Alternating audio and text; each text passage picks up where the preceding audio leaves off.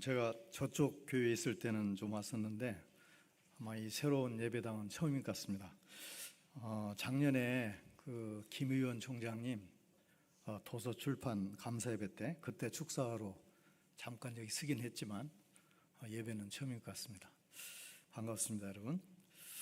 저는 1990년에 한국을 떠났습니다. 선교사로 인도네시아에서 2006년까지 17년 동안 동쪽 끝에 있는 파푸아라는 섬, 거기도 인도네시아 땅이에요.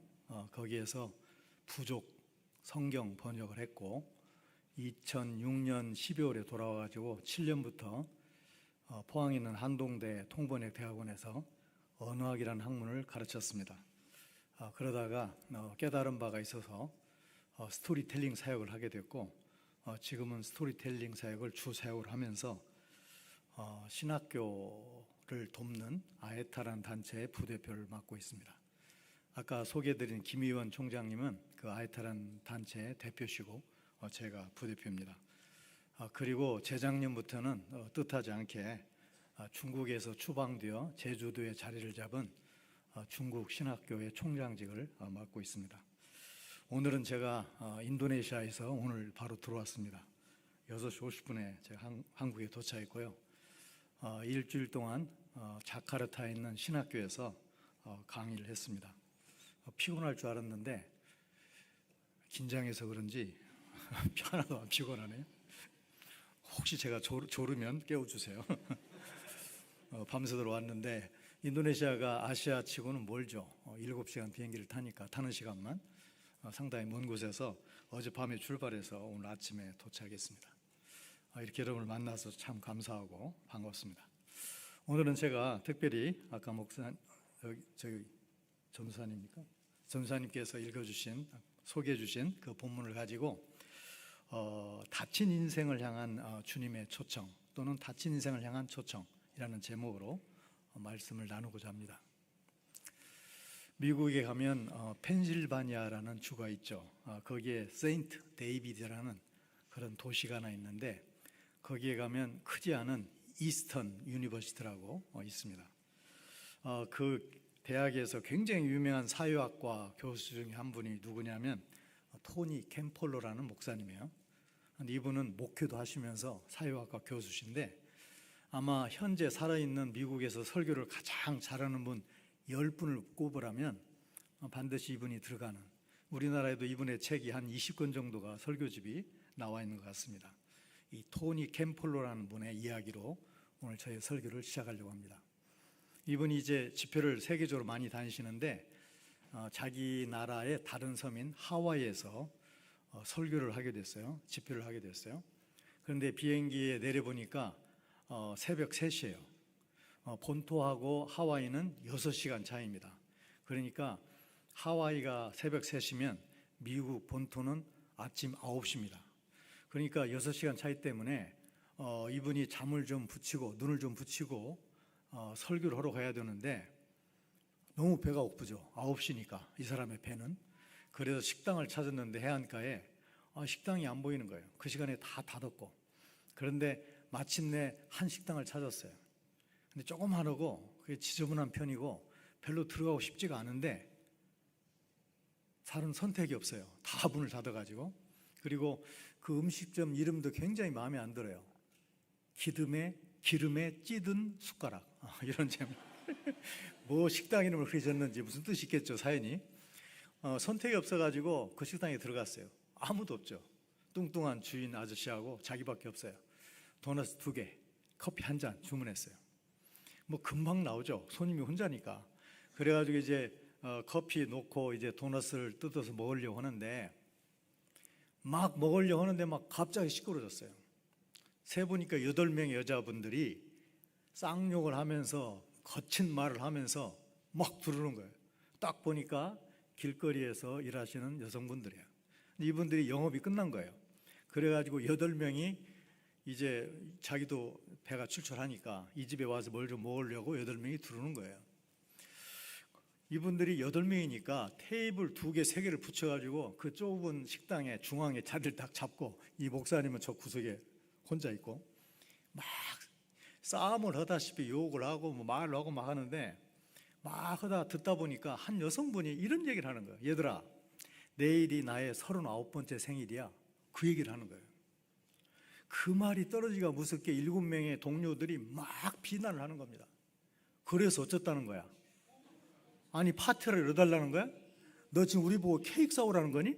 이러면서 막 따지는 거예요. 그러니까 그 이야기를 한 사람이 얼마나 무안하겠어요.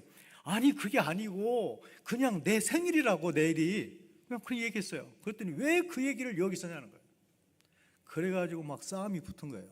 그것 가지고 왜 이 얘기도 하면 안 되냐고 그러고, 왜 그 얘기를 여기서 하냐고 그러고 막 시끄러워요. 이분들이 왜 그럴까요? 아니, 동종업에 종사하는 사람들끼리 한 사람이 생일이라고 그러면 빈말이라도, 아, 생일이야? 아, 축하도 못 해주겠네. 어쩌면 좋아. 우리 사는 게 이렇지? 아니, 그렇게 유도해 주면 안 되나요? 이 사람들에게는 마음이 닫혀 있는 사람들이에요. 그래서 이 사람들은 친구에게, 동료에게, 그래, 네 생일이구나, 축하해, 이 말 한마디 해줄 수 있는 여유가 없는 사람들이었던 것이죠. 다친 영혼, 다친 사람. 오늘 성경에도 보시면 우리가 오늘 다친 한 사람을 만날 수 있습니다. 오늘 성경 이야기를 간단히 제기해드리면, 여기에 보면 이렇게 되어 있죠. 다시 두로와 시돈을 지나가지고 데카폴리를 통과해서 갈릴리 지역에 이르게 되죠. 그러자 예수님께 사람들이 한 사람을 데리고 와요. 안수해 주기를 원하면서. 그런데 그 사람은 말을 못하는 사람이에요. 듣지 못하는 사람이에요. 말을 제대로 못하고 듣지도 못하는 사람이에요. 안수해 달라는 것이에요. 그런데 예수님은 그 사람을 보셔서 어떻게 했냐면, 사람들이 없는 데로 따로 데리고 갔어요. 그리고 이상한 행동을 하시죠. 예수님이 손가락을 꺼내가지고 그 사람 귀에다가 집어넣어요. 그리고 이번엔 더 해요. 손가락에다 침을 뱉어가지고 침 뱉은 손가락을 그 사람 혀에다가 대요. 그리고 뭐라고 말씀하시냐면 에파타 그래요. 그러자 곧 그의 귀가 열리고 혀가 풀린 것이 열려가지고 말을 분명하게 하게 됐다. 예수님께서는 그것을 다른 사람들이 뭐라고 말씀하시냐면, 어디 가도 얘기하지 말라고 그랬어요. 이 사람들이 더욱 얘기했죠. 그래서 듣는 사람들은 심히 놀랐다고 되어 있습니다. 그러면서 예수님을 칭찬하죠.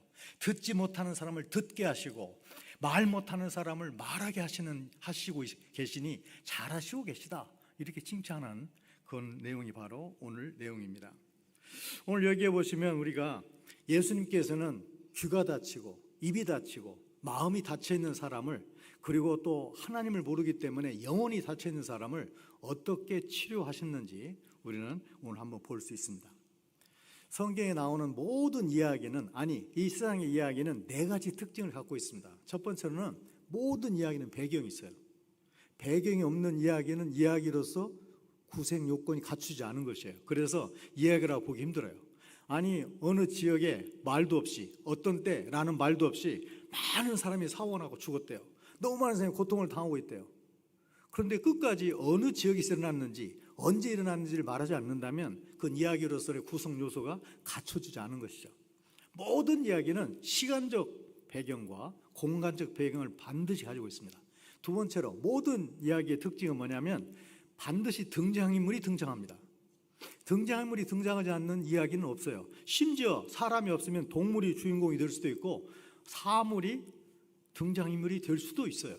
어쨌든 등장인물이 존재합니다. 세 번째로는 그냥 횡설수설 얘기하는 것은 이야기가 아니에요.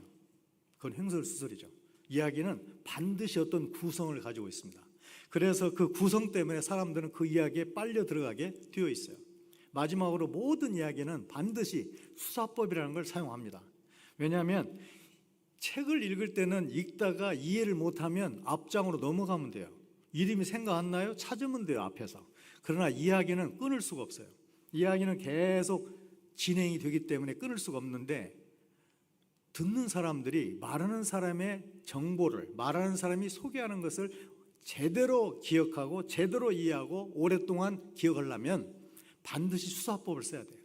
그래서 우리가 잘 알고 있는 여러 수사법 있죠. 은유법, 직유법, 열거법, 광조법, 이런 것들이 다 수사법인데 그런 것들을 사용합니다.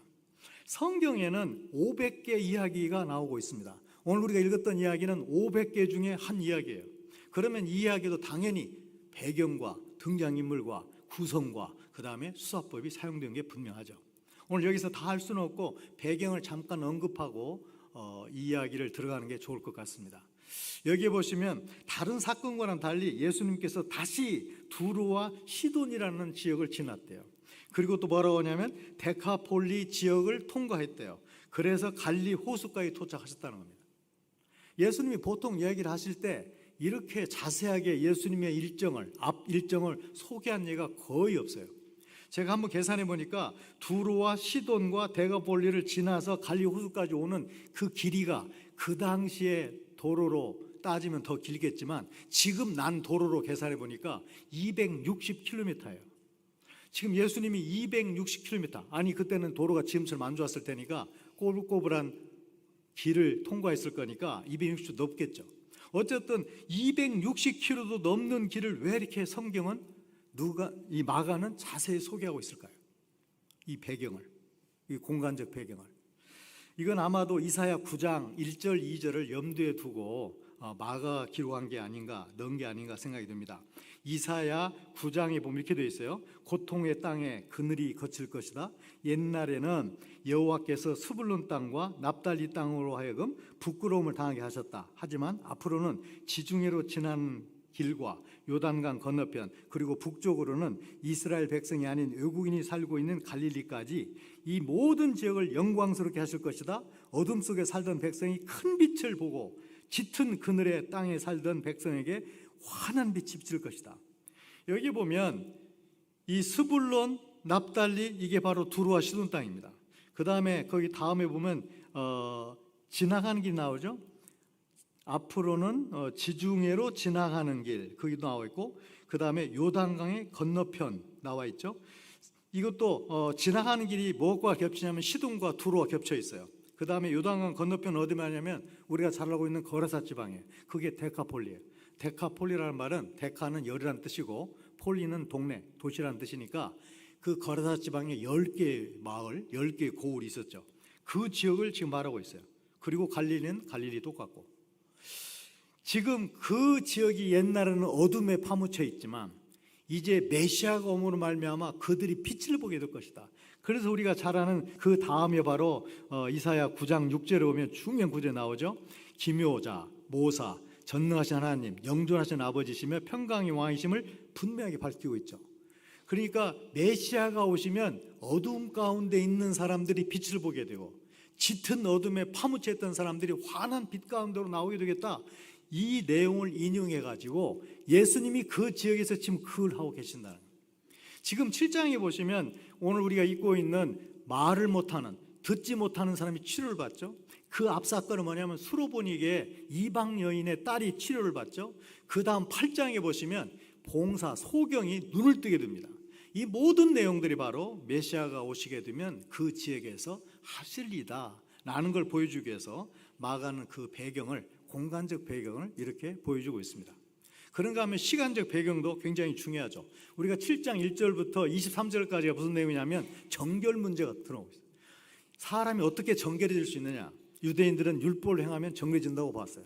그러나 예수님은 그 얘기가 아니라는 거예요. 너희들이 정결해질 수 있는 방법은 나, 메시아를 통해서만, 은혜를 통해서만, 하나님을 믿는 믿음을 통해서만 정결해질 수 있지 그렇지 않다. 바로 그 얘기를 하시는 그때에 바로 이 일이 일어난 것이죠.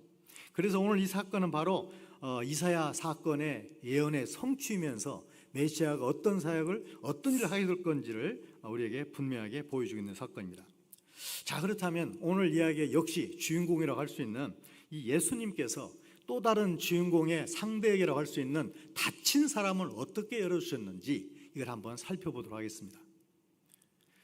첫 번째로는 예수님이 하신 건 34절에 보시면 하늘을 우러러 탄식하셨다는 내용이 나와요. 이 우러러 탄식했다는 말은 우리가 로마서 8장에 보시면 우리가 하나님 앞에서 제대로 기도하지 못할 때 우리를 하여금 말할 수 없는 탄식으로 우리를 도우신다고 되어 있는데, 성령님께서 그 말할 수 없는 탄식, 이 단어와 같은 단어예요. 지금 예수님께서는 다친 영혼을 향해서 이 아픈 마음, 슬픈 마음을 가지고 하늘을 향해서 탄식하시는 거예요. 죄로 인해서 찌들려 살고 있는 그 사람을 향해서 예수님은 탄식하는 마음을 우리들에게 보여주고 계신 것이에요.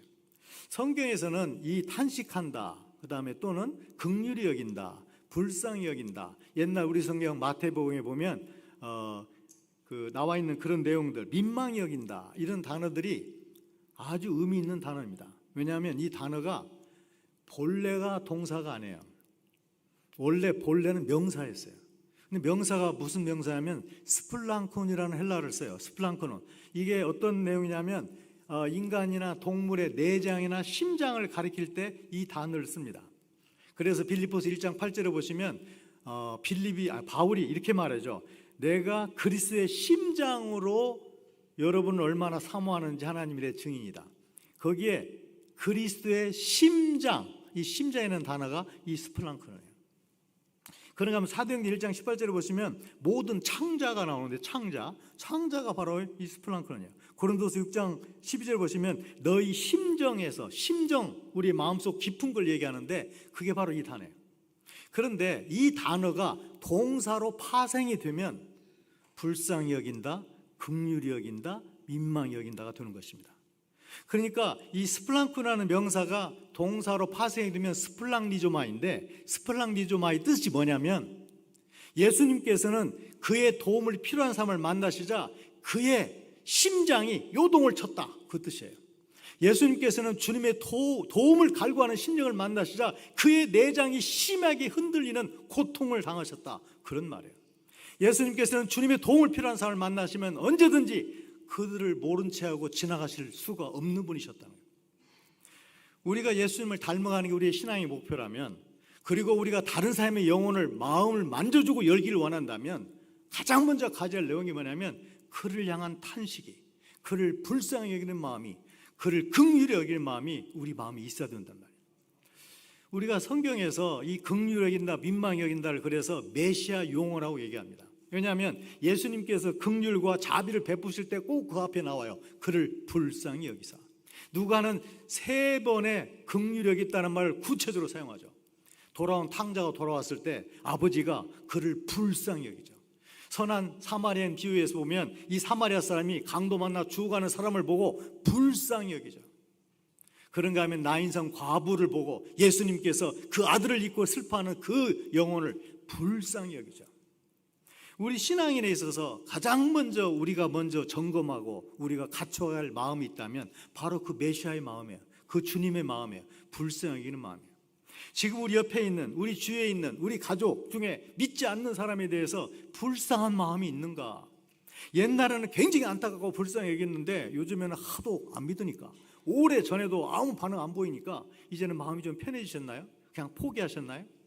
여러분, 저와 같은 선교사를 만나서 지금도 예수를 전해주는 사람이 없어서 죽어가는 사람이 수두룩하다, 이 세상에는. 그 얘기를 들으면 마음에 어느 정도의 부담이 있는가요? 아니, 선교사가 하고 우리도 뭐 성경금 하니까 가끔 단기도 갔다 오고 하니까 뭐 됐습니까? 예수님은 그런 영혼을 보시다 어떻게 했냐면 불쌍히 여기는 마음 때문에 고통을 당하신 분이에요. 내장이 흔들리고 심장이 요동을 치는 고통을 감수했던 분이 바로 그분이에요. 오늘 예수님께서 첫 번째 갔던 것이 뭐냐면 그 다친 인생을 보시자 탄식하셨다는 거예요. 우리가 우리 주위에 있는 다친 영혼들을 전도하기를 원한다면, 다친 영혼에게 뭔가 도움을 주기를 원한다면 우리가 가장 먼저 가져야 할 마음은 탄식하는 마음, 불쌍히 여기는 마음, 긍휼히 여기는 마음.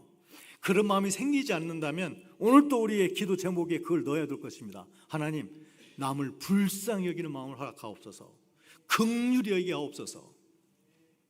그런가 하면 두 번째 보면 정말 예수님께서 이상한 일을 하시죠. 손가락을 양귀에 넣어요.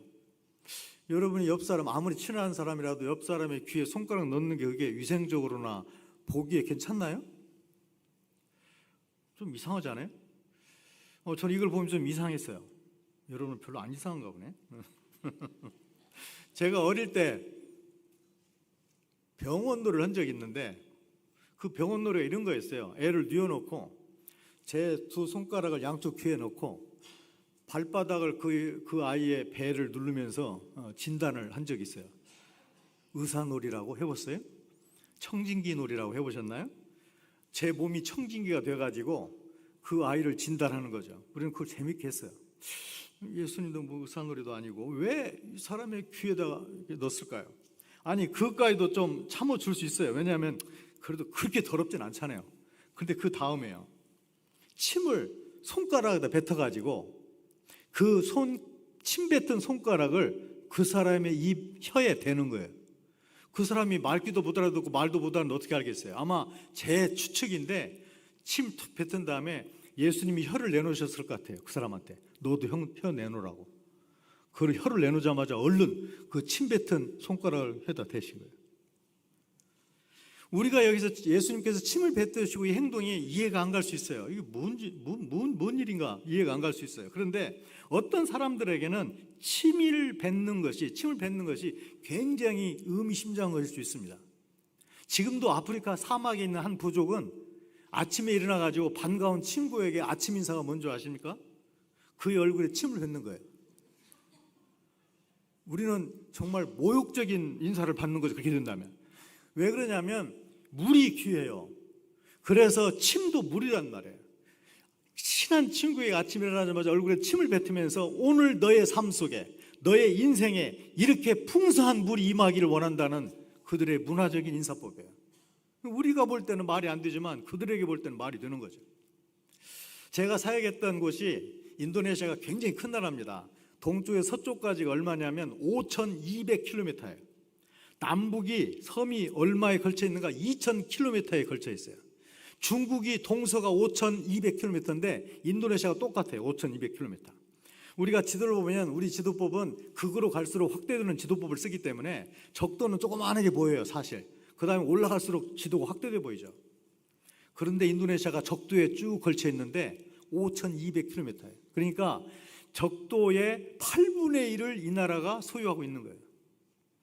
이 나라는 엄청나게 많은 섬이 있습니다. 섬이 18,600개예요. 사람이 현재 살고 있는 섬만 3,000개가 넘어요. 이들이 사용하고 있는 언어 숫자가 742개예요. 제가 성경 번역한 것은 그 소수 부족 언어 중에 742개 중에 한 개 부족 성경 번역을 한 거예요. 지금도 수없는 부족들이 글자가 없이 살아요. 우리는 글자가 없이 산다는 걸 모르죠. 우리는 태어나자마자 감사하게도 세종대왕이 오래전에 계셔가지고 그냥 어릴 때부터 학교 가기 전에도 그냥 열심히 사람들은 글자를 배우고 들어가고 우리는 글자 속에 살죠. 이 방에서도 글자가 많죠. 여러분이 갖고 있는 성경 찬송가 모두 다 글자죠. 여기도 뒤에도 글자고 다 글자고. 근데 그 사람들은 글자라는 게 없어요. 이야기로만 살아요. 말로만 살아요. 그 사람들이 어떻게 복음을 전해야 되는가? 굉장히 난감하죠. 성경을 전해줘야 복음을 전하는 건데 성경을 어떻게 전해요? 그래서 저와 같은 성경 번역성사가 필요하죠. 들어가서 말 배우고 분석하고 문화 배우고 글자 만들어서 처음으로 성경을, 신약 성경을 그들의 새로 만든 글자로 번역해 주는 거예요. 어쨌든 인도네시아의 그 파푸아라는 이 불리는 그 섬은 옛날은 이리안자였어요. 저는 옛날에 불리는 이리안자해 쪽에 사역을 했는데 그 오른쪽 반은 파푸아 뉴기니아입니다. 이건 인도네시아가 아니에요. 이건 독립된 나라예요. 여러분이 그 섬을 보시면 섬이 좀 크다라고 생각이 되겠지만 좀 큰 게 아니고 이 파푸아 섬이 한반도의 4배입니다. 한반도 4개가 이 섬 안에 들어가요. 이 파푸아보다 큰 섬이 그린란드고 그린란드보다 크면 섬이라고 부르지 않습니다. 호주, 대륙이라고 부르죠. 그러니까 대륙 바로 밑에 있는 사이즈가 바로 이 이리안자야 이 섬이에요. 그 섬이 왼쪽은 인도네시아 땅이고 오른쪽은 파푸아 뉴기니아라는 독립국인데 거기에 가면 세픽 강이 있어요. 세픽 강의 상류에 세픽 이완 부족이 살고 있습니다. 거기에 미국 여성 싱글 선교사님이 오래전에 성경 번역을 끝냈어요. 그런데 이분이 성경을 번역하다가 놀라운 일이 발생했어요. 이 7장과 마가복음 7장과 8장을 번역하는데 침 뱉었다는 얘기가 나온단 말이에요. 이 여성분이 설명을 해야 될 거 아니야. 그 부족말로 성경 번역할 때 예수님께서는 침을 뱉으셨습니다. 이렇게 딱 말하니까 번역하던 이 마을 청년들이 모두 다 그저 벌떡 일어났어요. 그러면서 물어요. 뭘 하셨다고요, 예수님이? 아니, 예수님이 침을 뱉었다고. 그랬더니 이 사람들이 감탄하면서 뭐라고 하냐면 인간 피수기라고 말해요. 부족말로. 인간 피수기라는 뭐냐면 위대한 침 뱉는 자라는 뜻이에요. 이 선교사가 의문이 생겨 이 사람들이 왜 이러나 물어봤더니 이 부족 사람들은 대대로 뭘 생각해 봤냐면 위대한 무당은 침을 뱉어 치료한다고 믿었어요. 근데 지금까지 침을 뱉어 병을 치료한 무당은 한 명도 없었어요. 그런데 지금 다른 종교를 소개받는 성경을, 경전을 지금 읽고 있는데 그 경전을 보니까 예수라는 분이 침을 뱉어서 사람을 치료하고 있는 거예요. 이걸 보자 이 사람들이 위대한 침 뱉는 자가 여기 계시다는 거예요. 이 사람들이 거기서 집단적으로 예수를 믿게 됩니다. 그게 바로 세픽 이완 도족의 성경 이야기, 역사에 나와 있는 이야기예요. 그러니까 어떤 사람에게 침 뱉는 건 그냥 비이성적이고 비위생적이지 않고 더럽고 문제가 있을 수 있지만 어떤 사람들은 이게 엄청나게 중요한 것일 수 있단 말이죠. 저는 이 사람에게는 무슨 의미가 있었을까? 이 사람은 지금까지 한 번도 다른 사람이 살갑게 대해준 적이, 그런 대접을 받은 적이 없는 사람이에요. 왜냐하면 이 사람은 태어나면서부터 말을 못하고 태어나면서부터 듣지 못했어요. 아니, 듣지 못하기 때문에 말도 못한 거죠.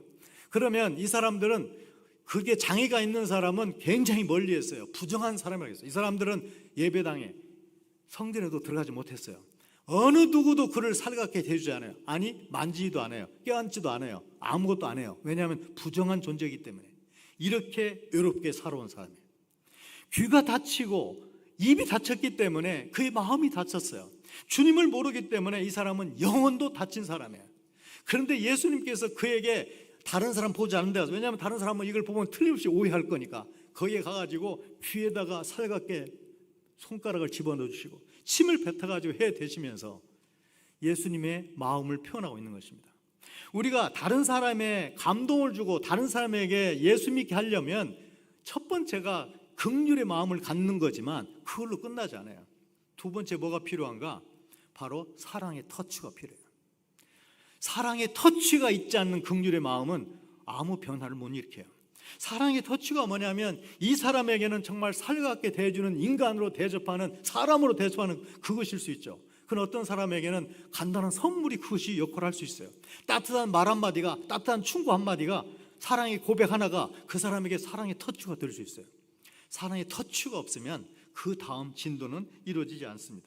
주님께서는 다친 이 인생을 향해서 하신 일이 뭐였냐면 정말 파격적인 터치를 하신 것이에요. 파격적인 만져주심을 주님께서 하신 것이에요.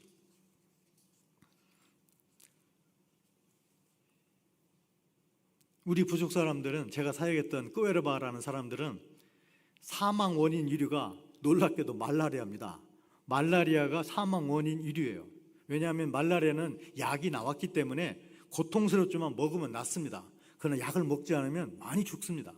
우리 부족 사람들이 저희가 들어가기 전에 조사해 보니까 사망 원인 1위가 말라리아예요. 그 병만 있는 거 아니에요. 수많은 병들이 있어요. 거의 대부분 모기나 곤충이 옮기는 것들인데 그 병들 때문에 사람들이 죽어가요. 그 사람들은 그걸 나름대로 운명이라고 생각하고 그럴 수밖에 없다고 생각해요. 사실 약만 먹으면 살 수 있고 치료받으면 살 수 있는 건데. 정말 감사하게도 제 처가 간호사 출신이에요. 그래서 그들에게 큰 도움이 됐어요. 저는 의료에 대한 아무것도 없어요. 그래서 제가 스스로 돌팔이 의사가 되었어요. 그래서 제가 수없는 약 처방과 치료를 했어요. 한국 사람이 아니니까 괜찮으려나? 의료법을 많이 위반했는데 어쨌든 그게 바로 저희들에게는 그 사람을 향한 사랑의 터치가 되었어요. 우리가 그들에 대해서 불쌍히 여기는 마음을 항상 가지고 있었고 그들을 향해서 아픔, 여러 가지 상처, 이런 고통을 당할 때마다 우리가 갖고 있는 지식과 갖고 있는 의약품과 갖고 있는 기술을 가지고 그들을 도왔어요. 그게 바로 사랑의 터치가 되었어요. 우리가 그 사람들에게 복음을 전하는데 엄청나게 중요한 도구가 바로 사랑의 터치, 짤막한 의료 지식이었어요. 마지막으로 예수님께서는 어떻게 이 닫힌 영혼을 열어주셨냐면 에파다라고 말하죠. 에바다라는 말은 애를 받아, 그 말이 아니에요. 아시겠지만 에파다는 에파다인데 이건 아람 말입니다. 그러니까 예수님께서는 어떤 언어로 사역을 하셨냐면 아람어로 사역하셨어요.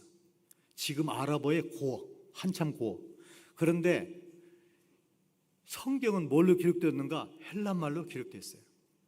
왜 헬라말로 기록되었는가? 헬라가 그 당시에 세계 공유였기 때문에 그래요.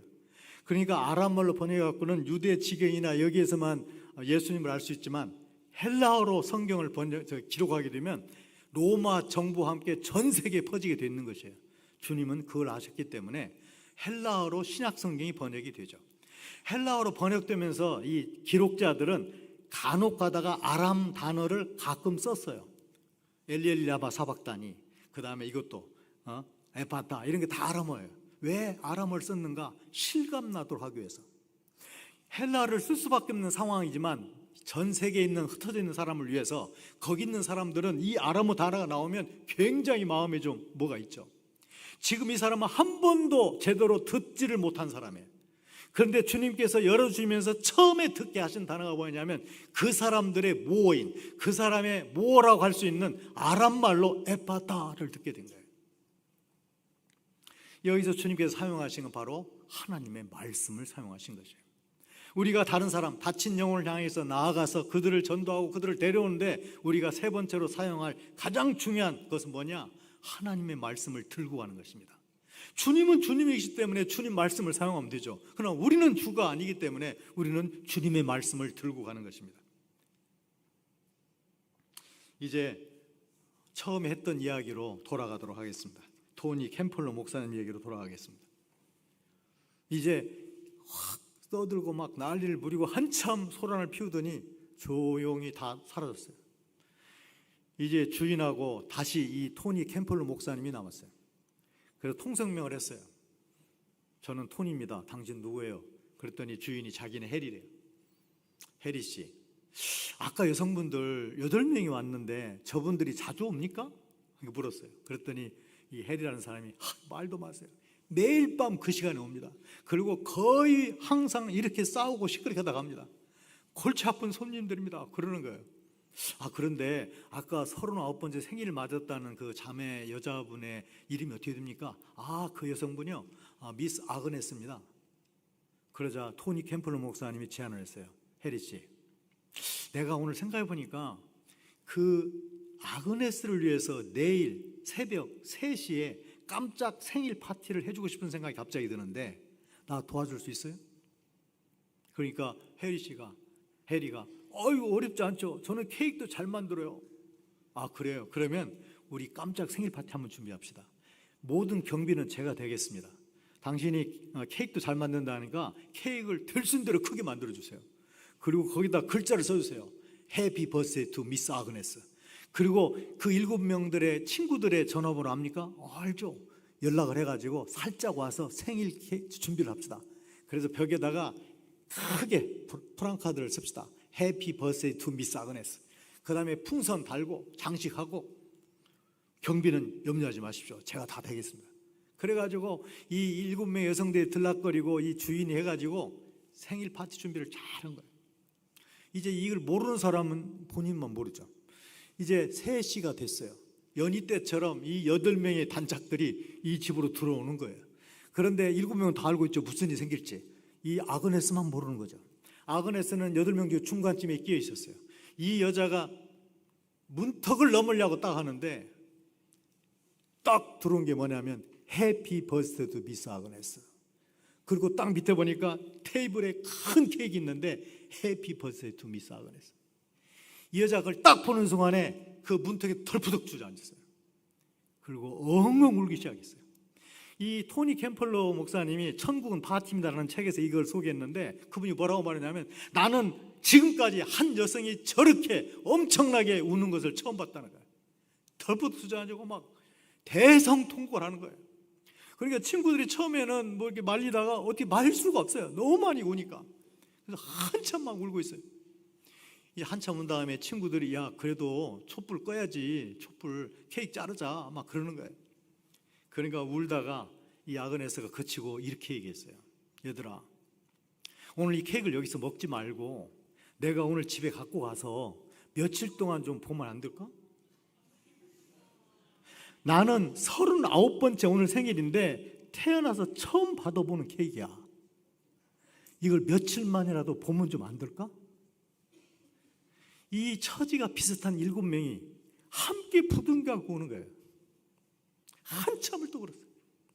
이 토니 캠플러 목사님이 자기가 그걸 지켜봤대 한참 동안. 그런 다음에 깨웠어요. 여러분, 제가 오늘 생일 맞은 아그네스와 이렇게 진심으로 축하하는 7번 여러분을 위해서 기도하면 안 될까요? 누가 그 상황에서 기도하지 말라고 그러겠어요? 기도해 주세요. 진심 어린 기도를 해요. 그날 8명이 모두 예수님을 영접합니다. 그 자리에서. 그러고 난 다음에 얼마나 의미 있는 생일 파티예요. 이제 뭐 정말 축제가 벌어진 거죠. 그러고 간 다음에 해리하고 토니 캠펄러가 또 남았어요. 해리가 막 화를 내요. 당신 왜 나를 속였어요? 아니 제가 뭘 속여요? 왜 목사라고 얘기 안 했냐는 거예요. 당신 나를 속였다는 거예요. 도대체 당신은 어느 교단에서 나온 목사냐는 거예요. 이 해리가 묻기를. 토니가 이렇게 얘기해요. 저는 새벽 3시에 길거리 여성분들에게 생일 파티를 열어줄 수 있는 교단에서 나온 목사입니다. 그렇게 거짓말하지 말라고. 나는 당신 같은 교회가, 당신 같은 교단이, 당신 같은 목사가 내 주위에 한 명만 있었으면 나는 예수 믿었을 겁니다. 그날 해리가 그 자리에서 예수를 믿습니다. 이게 실제 있었던 일이에요. 이 토니 캠펄러 목사님의 그 즉흥적인 그 깜짝 생일 파티가 그 아무것도 아닌 것 같지만 이 엄청난 일을 일으킨 거죠. 지금 전도가 어렵다 그럽니다. 아니 제가 해봐도 안 돼요. 제가 창피를 너무 많이 당해요. 여러분도 아마 전도를 해본 사람 알 거예요. 전도 안 돼요. 젊은이가 됐든 늙은이가 됐든 누가 됐든 전도 안 받아요. 전도하려고 하면 이렇게 얘기해요. 더 이상 얘기하지 마세요. 나도 한때 교회 다녔습니다. 이렇게 말하는 사람도 있고, 우리 아버지 장로예요. 그러지 마세요. 그런 사람도 있고, 별 방법으로 창피를 다 당했어요. 제가 요즘에는 저도 전략을 좀 바꿨어요. 전도 안 해요. 그냥 이 얘기해요. 성경 얘기. 성령께서 역사하시면 그가 예수를 믿을 수 있어요. 전도는 설득이 아닙니다. 전도는 복음을 전하는 거예요. 말씀을 전하는 거예요. 복음을 제시하는 거예요. 그냥 프레젠테이션 하는 거예요. 성령 역사하시면 아무리 형편없이 복음을 전해도 예수 믿고, 성령 역사하지 않으시면 아무리 대단하게 전해도 안 믿어요. 그건 우리 소관이 아니에요. 우리 소관은 전하는 게 우리 소관이에요. 지금 전도가 안 된다고 합니다. 아닙니다. 지금도 우리 주위에는 자기들이 닫혀있기 때문에 누군가 와서 자기들의 마음을 열어주기를 간절히 원하는 사람들이 우리 주위에 널려 있어요. 그런 사람들에게 예수님이 사용하셨던 3가지 방법으로도 사용할 수 있다면 우리도 뭔가 할 수 있단 말이죠. 그를 불쌍히 여기는 마음, 긍휼히 여기는 마음을 가지고 있나요? 그 다음에 그를 향해서 우리가 계속 만날 수 있는 사람이라면 작지만 사랑의 터치를 보여주고 있나요? 그리고 마지막으로 하나님의 말씀으로 무장해서 말씀을 그에게 들려주고 있나요? 그러면 다친 영혼, 다친 사람이 마음을 열기 시작할 것입니다. 이 어려운 시기에, 전도가 힘들다고 말하고 어렵다고 말하는 이 시기에 이 다친 영혼을 향해서 주님께서 초청하셨던 것처럼 우리도 그들 향해서 초청할 수 있는 저와 여러분이 되기를 주님의 이름으로 축원합니다. 기도하겠습니다. 하나님.